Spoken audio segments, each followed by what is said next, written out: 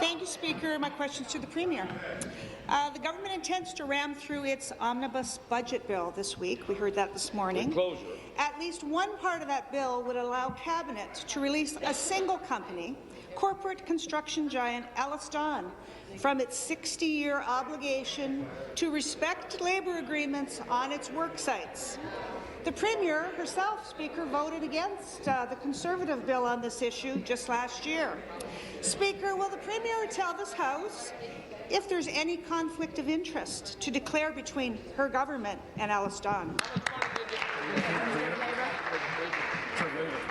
Thank you, Speaker. Thank you again to the member for this question. What we've done here is we've taken a situation where an agreement surfaced from the 1950s that simply wasn't in place anywhere else in the province of Ontario and impacted on one particular company. There was an initiative about a year or two ago that brought forward a solution that would have favoured one side. I didn't think that was fair, Speaker. What I did is I invited both sides, sit down for a weekend with Kevin Burkett, one of the best mediators that this country has to offer, and they were able to reach an agreement that would allow for a regulation to allow for the extinguishment of the agreement, but to put something else in its place, Speaker. So what will happen now, Speaker, as a result of this, should this pass, is that both parties will leave this exercise feeling like they got something out of it, Speaker. I think that's a good resolution. Thank you. Supplementary. Well, that didn't really answer my question on the issue of conflict, Speaker. So the Premier's got to know that this looks bad, that her Liberal government is basically gifting legislation to well-connected insiders and their friends. I'm going to remind the member I gave this warning yesterday, and I'll give it again today.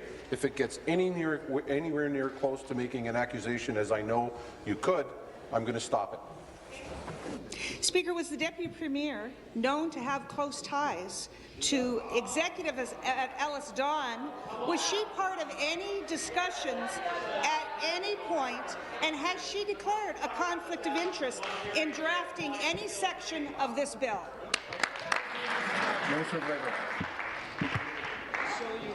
Speaker, the member is better than that. The question that's being asked, Speaker, is not applicable to this situation at all. There's a situation, there was a very tough situation, that we sat down, we've hammered out a deal, Speaker. What the member speaks of formed no part of that deal. I understand there's an employer side to this. I understand there's an employee side to this. There's a building trade union side to this. But for the member to suggest that, that's simply, I think you're better than that, Speaker.